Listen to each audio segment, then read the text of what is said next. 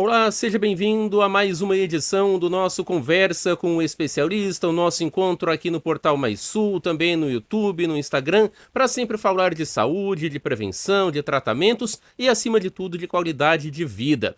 Uma das situações que influencia e muito na qualidade de vida é a saúde mental. E entre a saúde mental, na saúde mental, existem vários transtornos, várias situações. Uma delas tem ganho cada vez mais destaque nos últimos tempos, e eu estou falando do TDAH, transtorno de déficit de atenção e hiperatividade, uma situação que muitas pessoas acreditam que é bastante comum nas crianças, mas também afeta e muito os adultos. Para falar sobre esse assunto, sobre esse transtorno, já está conectada conosco a nossa convidada de hoje, é a médica psiquiatra, doutora Ana Elisa Simonetti. Doutora, muito bom dia, tudo bem? Bom dia, tudo bem? Obrigada pelo convite. Nós que agradecemos a sua disponibilidade por ter aceito o nosso convite para participar conosco, doutora.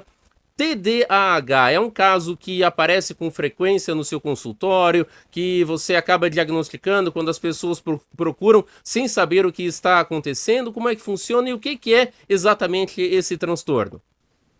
Então, é um transtorno que realmente ele está bem em pauta nos últimos tempos, né? Acredito que em grande parte através das redes sociais. Então, tem aparecido uma busca maior pela compreensão e no consultório a gente observa isso, principalmente entre adolescentes, adultos, que antes a gente percebia que era muito mais uma busca dos pais em relação às crianças, né? Mas através da identificação de alguns sintomas, está tendo uma busca muito grande das pessoas para entender, será que isso que eu sinto tem relação com o TDAH ou se é alguma outra questão? Então, realmente, nos adultos está tendo uma procura maior. Né? E o que é o TDAH? Ele é um transtorno do desenvolvimento, então é como se fosse um modo que o cérebro funciona. Então, assim, a pessoa ela não começa a ter o TDAH assim de repente, por exemplo, eu não tinha e agora eu tenho. Ela necessariamente inicia na infância. Às vezes pode não ter sido diagnosticado na infância, mas quando a gente investiga, a gente já identifica desde cedo alguns traços sobre esses sintomas, né? Então, na infância, são alguns sintomas, nos adultos acaba tendo um perfil um pouco diferente. Mas o TDAH, né, como ele fala, o déficit de atenção e hiperatividade, não necessariamente tem os dois. O que precisa ter? É a hiperatividade mental. Então, isso se traduz muito através da desatenção. Em algumas pessoas tem associado a questão da hiperatividade, impulsividade, mais na parte comportamental também. Mas existem os três subtipos em que isso pode estar associado, pode predominar a hiperatividade ou a desatenção. Então, geralmente na criança é muito mais uma observação, às vezes, dos pais ou no próprio ambiente escolar, porque isso tem que estar presente em vários ambientes da criança, não apenas em um local, então observado por várias pessoas. E às vezes começa a ter, né, na sala de aula, algum tipo de comportamento que atrapalha o andamento da aula, a criança mais desatenta. Nem sempre isso vai cursar com notas baixas, que às vezes as pessoas associam muito a desatenção à questão da inteligência, mas na verdade são duas coisas diferentes. Em algumas crianças, a inteligência ela é elevada, então as notas são ótimas, são aquelas crianças que pegam muito rápido, não precisa ficar sentada estudando para aprender. Então, na aula ela já pega e já acabou o interesse, já quer conversar, não para quieto. Então, às vezes é mais nessa parte comportamental do que realmente a produtividade acadêmica, as notas, né? E, claro, tem também essa questão da desatenção, em que às vezes não consegue acompanhar o que o professor está falando, se senta perto da janela, já é um motivo para se distrair, então qualquer coisinha perde o foco, então já não sabe o que mais que o professor está falando, então perde a linha do raciocínio, não consegue aprender devido a isso.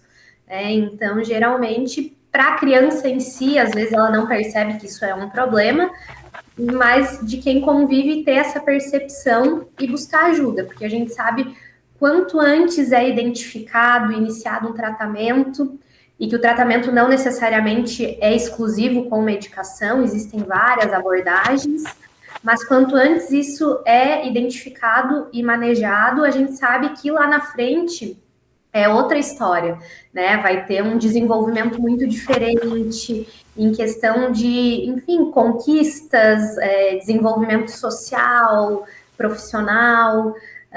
Então, isso seria mais ou menos o quadro na criança, né? É difícil de manter o foco, a atenção por muito tempo, não para quieta, esquece, perde muitos objetos.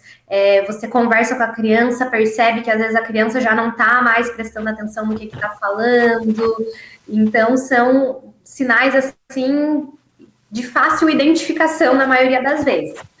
Claro que, assim, tem alguns desses sinais e sintomas que, dependendo da idade da criança, isso é normal para a criança. Ela ainda não tem um desenvolvimento, uma maturidade cerebral, às vezes, para ter o autocontrole. Né? Então, às vezes, já aconteceu de vir no consultório a mãe com a criancinha de 3, 4 anos, que fala, não, meu filho não para quieto, ele tem TDAH, mas isso é normal para aquela fase do desenvolvimento, né? Então, a gente tem que seguir observando e que, normalmente, isso, com o amadurecimento, a idade, passa. Então, é a partir de uma idade específica que a gente vê, olha, já não era para ter mais esse tipo de comportamento. Aí a gente investiga mais a fundo, né? Já nos adultos, geralmente essa questão da hiperatividade, ela costuma com a idade ir amenizando. E fica mais essa parte da desatenção.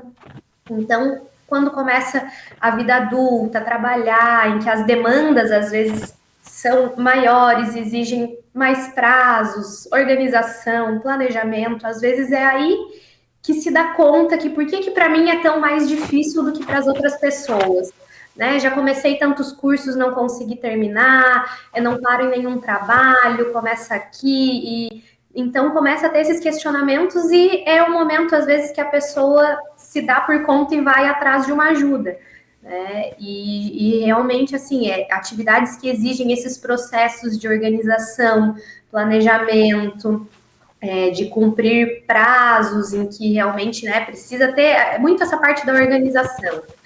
É muito prejudicado. Então, até no dia a dia em casa, às vezes a própria organização do ambiente, de não encontrar objetos, de organização até em questão de tempo e espaço, às vezes, não vai dar tempo, tá sempre atrasado para as coisas, acha que tem a tarde inteira para resolver algumas coisas, chega no fim do dia, não deu para fazer nada. Então, são todos pontos assim que realmente afetam muito além de uma produtividade profissional, são pequenos detalhes do dia a dia, né? Então, a desatenção, às vezes até para dirigir, então tudo isso que exige atenção vai ficar mais prejudicado, né? Então, eu acho que são esses os pontos principais em crianças e adultos.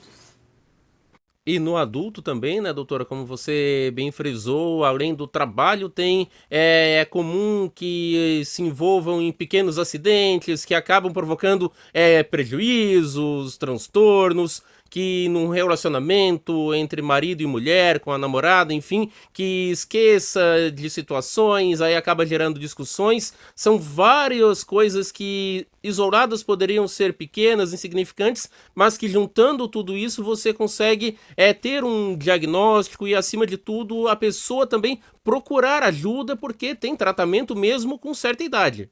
Com certeza.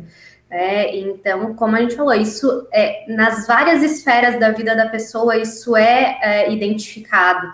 Então, são coisas que, como tu falou, às vezes isoladamente, né, tudo bem, mas vai se somando, e às vezes é sempre aquela mesma coisa, né? Então, tipo, eu já falei, sempre tenho que falar, repetir, não, mas sempre é dessa maneira. Parece que não me escuta, não me entende, não presta atenção no que eu falo, não dá importância para o que eu penso, então são pequenas coisas, mas que vão desgastando os relacionamentos, né? Isso, às vezes, no trabalho, do chefe ter que ficar repetindo sempre a mesma coisa, o mesmo erro, né? Isso nos relacionamentos familiares, amorosos, com os amigos, né? Então, realmente vai trazendo prejuízo em tudo, assim, né? E a pessoa começa a se questionar, será que o que eu tô fazendo de errado? E às vezes a pessoa ainda não conseguiu se dar conta, porque para ela a vida inteira foi daquela forma, esse é o normal dela, né? Qual é o parâmetro, então? Às vezes precisa da ajuda de um profissional para identificar que isso é uma condição que tem como a gente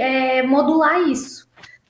Claro que assim, quanto mais cedo se identifica, maior, digamos, flexibilidade tem o cérebro da criança, e na vida adulta é um pouco mais difícil, mas não que não tenha o que ser feito. Com certeza tem muitas maneiras de modificar isso tudo. E sobre essa questão de identificar na vida adulta, nós temos nos últimos tempos, nos últimos anos, cada vez mais, tanto em adultos como em crianças, e quando é no adulto, você percebe que desde criança aquela pessoa já tinha problemas na escola, como a gente conversava antes, com o preconceito que acabava sofrendo. Ah, mas fulano é bagunceiro, é burro, não consegue aprender, não quer se dedicar, e na verdade é o TDAH que acabava não sendo identificado, né, doutora? Exato.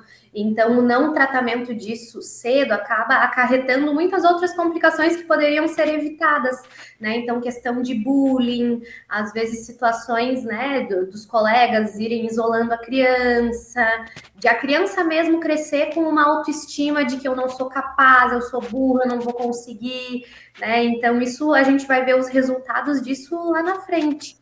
Então, realmente são muitas questões, e a gente sabe o quanto de comorbidades que também são associadas ao TDAH. Então, quando ele não tratado, aumenta muito o risco também de transtornos por abuso de substâncias, então dependência de álcool, enfim, outras drogas, ansiedade, alguns transtornos de personalidade. Então, realmente tem algum comportamento assim que a gente, identificando, consegue evitar outras questões que podem estar associadas. Sobre o abuso de substâncias, acredito que também chegue no seu consultório pessoas que antes de procurarem o acompanhamento especializado, procuram na internet, procuram com um amigo, com alguém que traz não sei da onde, não sei o que substância, porque eu estou tomando. E qual é o perigo dessas substâncias, muitas delas que você nem sabe se realmente é aquilo que você está tomando que você comprou. Exato, então, como eu havia comentado, o tratamento, ele envolve a medicação, não só isso, e não isso o tempo todo, né? Então, a medicação, ela tem que ter uma indicação muito específica, são remédios muito controlados, né? Desde a parte de receituário, para ter acesso a essas medicações, mas ainda assim tem pessoas que conseguem de formas ilegais esse acesso, mas são remédios que, assim como todos os outros, têm riscos, né? Então, até antes da gente iniciar a medicação, a gente faz uma avaliação clínica através de exames, avaliação cardiológica, para ver se realmente essa pessoa está apta, né? Não tem riscos maiores para estar usando a medicação, porque são remédios que, quando usados sem acompanhamento e de uma forma não indicada, de forma ideal, podem causar dependência, podem causar tolerância, então pode gerar um outro problema em cima de algo, né, que já não estava bom. Então, é algo que a gente tem que ser bem cuidadoso e bem criterioso na hora de indicar e de aceitar também, né, a opinião de alguém que não é especialista na área. Até porque em várias áreas da saúde, mas na psiquiatria particularmente, é bastante comum que a pessoa tenha sintomas que podem indicar determinado quadro, mas também podem indicar uma situação totalmente diferente. Por isso, a importância desse olhar, dessa análise do profissional qualificado, né, doutora? Exatamente. Às vezes, se a gente pega um sintoma isoladamente, nossa, todo mundo se identifica, né? Eu tenho isso. Mas por isso que existem escalas, critérios, então são conjuntos de sintomas que estão presentes por um determinado tempo, que tem uma determinada característica, e através de toda essa análise que a gente consegue identificar, e que nem sempre é algo num primeiro momento. Então, mesmo para um profissional que está acostumado, às vezes precisa de um acompanhamento para a gente ver se realmente é dessa forma, se é esse o quadro, né? Então, imagina, se uma pessoa lendo uma coisa uma vez na internet e já faz um diagnóstico, né? Então, não é tão simples e tão fácil assim. Então, exige, às vezes, avaliação multiprofissional. Então, tem várias vezes que a gente solicita testagens neuropsicológicas, uma avaliação com psicólogo, fono, enfim, né? Uma diversidade de profissionais, cada um com um olhar, para a gente conseguir encaixar as peças e fechar, assim, o quebra-cabeça, né? Mas é algo bem complexo, então a gente tem que tomar cuidado de já achar que é isso, sendo que tem, às vezes, sintomas em comum com outros quadros, e às vezes uma medicação que não foi indicada pode piorar, né? Às vezes pode ser sintomas em comum com ansiedade, com bipolaridade, com outros quadros que o tratamento é completamente diferente, né? Então, por isso, um profissional para identificar. O tratamento, quando é feito já na idade adulta, ele consegue ter um resultado satisfatório para melhorar a qualidade de vida daquele paciente, como a gente conversava, que era o seu normal, mas que na verdade não era o normal que deveria ser, o que era esperado? Como é que funciona esse tratamento já depois dos 30, 40 anos? Sim, realmente, quando os pacientes retornam após um tempo de tratamento, eles falam, nossa, parece que a vida mudou, né? E de ter muita diferença no dia a dia, de coisas assim, nossa, eu tentei a vida inteira fazer isso, eu sabia o que tinha que fazer, o que eu precisava fazer, mas eu não conseguia de fato fazer, né? E às vezes eu nem me dava por conta que tinha relação com isso. Então, o acompanhamento, inclusive, né, da parte com a psicoterapia, acaba primeiro, assim, identificando quais são os sintomas, o que isso tem relação. A partir do momento que a pessoa compreende isso, a gente também consegue mudar. Porque se tu não consegue nem saber o que é, né, como é que vai ter algum tipo de manejo se é algo desconhecido? Então, a identificação, né, a racionalização naquilo, e claro que a medicação entra como às vezes uma pecinha que faltava para tu conseguir colocar em prática aquilo que deve ser feito. Então, o remédio ele acaba auxiliando muito na parte que a gente chama de controle inibitório, então na parte dos impulsos, então de às vezes a pessoa interrompe o outro no meio da conversa, não consegue esperar a vez dela, alguns atos impulsivos, até, enfim, outras situações de às vezes colocar a sua integridade em risco. A medicação, às vezes, ela ajuda naquele tempinho de tipo, vou pensar na consequência disso antes de fazer. Então, ajuda nesse sentido e, claro, na capacidade também de organização dos pensamentos, no fluxo dos pensamentos, que geralmente a pessoa ela tem as ideias, muitas ideias, só que essas ideias vêm de uma forma que tu não consegue organizar e, bom, vou seguir essa. Tá pensando isso e já pensa na outra e no fim não faz nada. Então, geralmente, essa organização mental que a medicação auxilia, a terapia também se reflete na organização do dia a dia, né? Então, é bem perceptível. Quando a gente faz um diagnóstico adequado e um tratamento, assim, é um retorno muito positivo que os pacientes têm, e eles sempre questionam por que eu não fui antes atrás disso. Sobre ainda os medicamentos, que, como você disse, doutora, são uma das peças deste tratamento que tem várias faces, os medicamentos psiquiátricos, muitas vezes, eles acabam gerando um certo receio nas pessoas, porque tem a questão de serem controlados, alguns serem os conhecidos como tarjas pretas, mas é sempre importante lembrar que nos últimos anos essas medicações evoluíram bastante, elas, na maior parte dos casos, se bem usadas, não causam dependência, não viciam, e tem pouquíssimos ou nenhum efeito colateral, não é mesmo? Exato, né? Então tem cada vez mais avançado essa questão da tecnologia, das medicações, redução de efeitos colaterais, algum perfil bem mais tranquilo, porque realmente os primeiros remédios que tinham, isso não só para o TDAH, no geral, no mundo da psiquiatria, eles cursavam com muitos efeitos colaterais, né? Então, da pessoa se sentir muito sonolenta, sentir que às vezes ajuda num lado e atrapalha muito em outro, então que às vezes achavam que isso não compensava. Então, essa visão ainda acompanha muito as pessoas e isso atrasa a busca também pelo atendimento. Mas hoje em dia, assim, a maioria das medicações são muito tranquilas em relação a esse perfil. E claro, a gente sempre vai buscar individualizar cada caso. Às vezes, uma medicação que a gente sabe que tem algumas chances de algum tipo de efeito colateral, mas cada organismo é de uma maneira, responde de uma forma. Então, qualquer efeito colateral identificado que a gente acha que não está sendo legal, que não é bem tolerado, a gente também não vai insistir nessa medicação. Existem outras opções. Então, existe todo esse trabalho da gente encontrar qual vai ser o remédio adequado para aquela pessoa.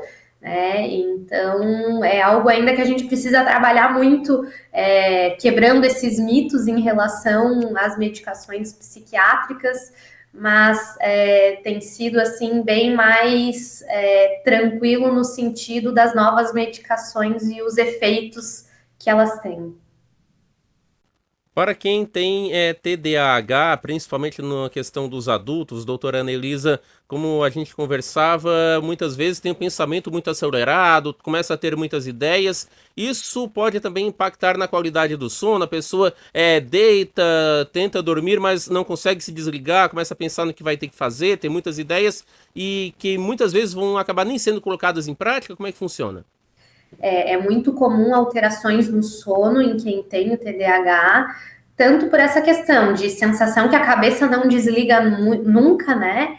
E quando não tratado, justamente porque ao longo do dia já vem naquela desorganização em que nem os pensamentos, nem os comportamentos, a prática, tu consegue fazer as coisas.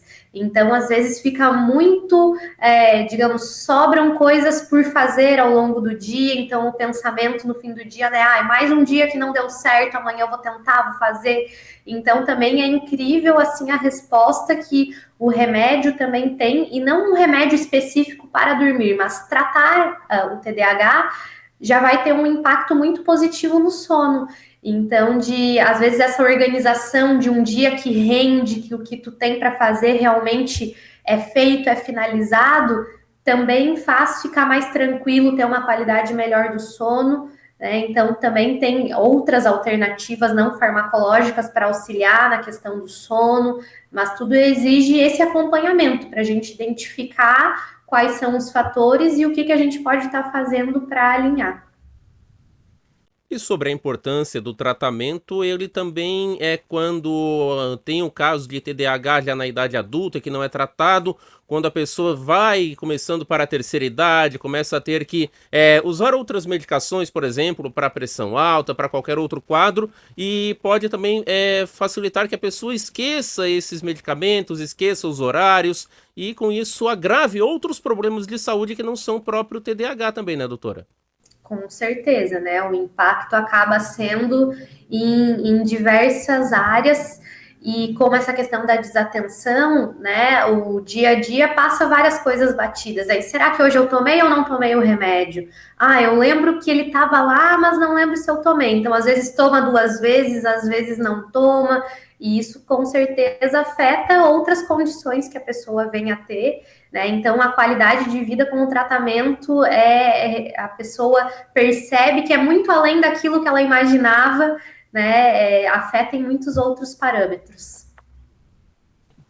Outra situação que as pessoas que estão nos acompanhando podem, com essa nossa conversa, com as informações, decidirem, vou procurar o atendimento, não é normal ser assim, mas ao mesmo tempo tem ainda aquele receio, nunca fui ao psiquiatra, como é que é a consulta, como é que é o consultório, como é que é para a gente explicar para as pessoas que nunca foram a esse profissional, doutora, pelo menos na maioria dos casos, o atendimento, o consultório, a consulta em si? Uhum. Então, o psiquiatra é um médico, assim como todas as outras especialidades na medicina, né? Então, a primeira consulta vai ser muito mais uma conversa para a gente entender os motivos que levaram a buscar essa ajuda, o que está acontecendo, né? Então, em grande parte, o próprio paciente vai trazer essas demandas. O médico vai complementando com as perguntas que sejam necessárias para a gente compreender. Então, vai ser explorado, né, dentro desses sintomas, além de outras questões do próprio hábito, as rotinas da pessoa, a história de vida, a história familiar. Então, a gente vai juntando todas essas pecinhas, né? Não quer dizer que a pessoa, vou no psiquiatra, vou sair de lá já com remédio, vou sair internado. Às vezes as pessoas têm um pouco esse receio, né? Então é realmente uma conversa inicial. A gente costuma pedir exames complementares, ver como é que tá a saúde física também, né? E daí a gente vai tendo um acompanhamento, a gente volta em outro momento. Muitas vezes a gente pede para que venha, às vezes, algum familiar junto, para a gente compreender o impacto disso na própria dinâmica da pessoa, dinâmica familiar, né? Então, é uma conversa mesmo para a gente compreender e ajudar, né? A partir dali, a gente vai planejar um plano terapêutico, né? Então, encaminhamentos necessários, já vamos pedir às vezes, avaliação com psicólogo, e através disso a gente vai em conjunto, né, vendo o que faz sentido para a pessoa e o que isso pode estar auxiliando. Então, não é nada imposto, né? Algo bem democrático em que juntos a gente vai compreendendo e auxiliando. As pessoas gostam muito de prazos, né? Seja em um analgésico que você vai procurar na bula, em quantos minutos vai passar a sua dor de cabeça, até um tratamento mais longo e muito mais complexo no caso da psiquiatria, doutora. No TDAH é possível estabelecer pelo menos uma média de em quanto tempo após o início da medicação o paciente vai sentir os primeiros efeitos da melhora desse seu quadro do TDAH? Uhum. Também é algo muito individual. Em questão à medicação, algumas percepções elas costumam ser muito breves, né? Mais rápidas, na verdade, do que em outros quadros, que tem algumas medicações, por exemplo, para ansiedade, para depressão, que às vezes costuma levar 3, 4 semanas para começar a ver algum efeito. E as medicações utilizadas, né, no tratamento são bem imediatas. Não que isso, digamos, vai resolver toda a situação, mas essa percepção de que, olha, realmente fez sentido isso que a gente conversou, já notei nesse ponto, nesse outro, então essa percepção também já deixa a pessoa motivada para seguir o tratamento, para buscar todas as ajudas necessárias. Então, é também um quadro em que a gente já consegue, logo no início, ter muitas percepções positivas. Além disso, doutora, quando o paciente, depois de tantos anos sofrendo com tantos problemas, sejam familiares, amorosos, no trabalho, e quando ele consegue obter esse diagnóstico, acredito que seja, no caso do TDAH, pelo menos também uma forma de alívio, porque a pessoa entende. O problema não era comigo, o problema é que eu tenho um transtorno. A própria família também acaba tendo uma compreensão maior, não é aquela questão de que, você não presta atenção, não se importa comigo. Tem todo esse quadro que aí sim já consegue sair após esse diagnóstico. Com certeza, traz um alívio muito grande para a pessoa, para os familiares, começa a perceber que fez sentido, né? Tudo isso que eu passei a minha vida inteira, que eu não conseguia compreender por que era tão mais difícil para mim, por que eu nunca conseguia fazer as coisas, de repente tem uma explicação para isso e tem como mudar isso, né? Porque às vezes, eu já tentei tudo, né? Já tentei isso, aquilo, nada dá certo. Então, realmente traz uma luz nova, né, para aquela situação, e isso faz toda a diferença, traz muita qualidade de vida para o futuro e realmente até uma compreensão própria e uma redução da cobrança, porque a própria pessoa às vezes fica, né, lá com a autoestima, porque eu sou burro, eu não consigo, eu não... Então isso traz, assim, um alívio muito grande. Doutora Ana Elisa Simonetti, sempre é um prazer conversar com você, os assuntos sempre importantes, teríamos muito mais temas, mas também o nosso tempo está se esgotando. Para quem ficou com alguma dúvida, como é que pode encontrá-la nas redes sociais, ou quem precisar também agendar uma consulta, quais são os canais e os locais de atendimento? Certo, então eu agradeço novamente o convite, também é sempre um prazer estar aqui conversando contigo, Carlos. Então, no meu Instagram é @psiquianaelisa, e através do Instagram temos os links com todos os contatos para agendamento, faço atendimento online, presencial também em Criciúma e alguns outros locais, e fico à disposição. Agradecemos mais uma vez, desejando uma ótima semana, um ótimo trabalho a você, a toda a equipe. da Clínica Viola Salute, que é também um dos seus locais de atendimento, da qual você também é sócia, e aproveitando já aqui da minha parte, convidando as pessoas também a conhecerem a clínica, o doutor Glicínio Alcântara, também um dos sócios, também nosso parceiro, e toda a equipe, e um local muito acolhedor para todas as pessoas em Criciúma. Muito obrigado, uma boa semana, bom trabalho a você e a toda a equipe. Muito obrigada, boa semana também. Tchau, tchau.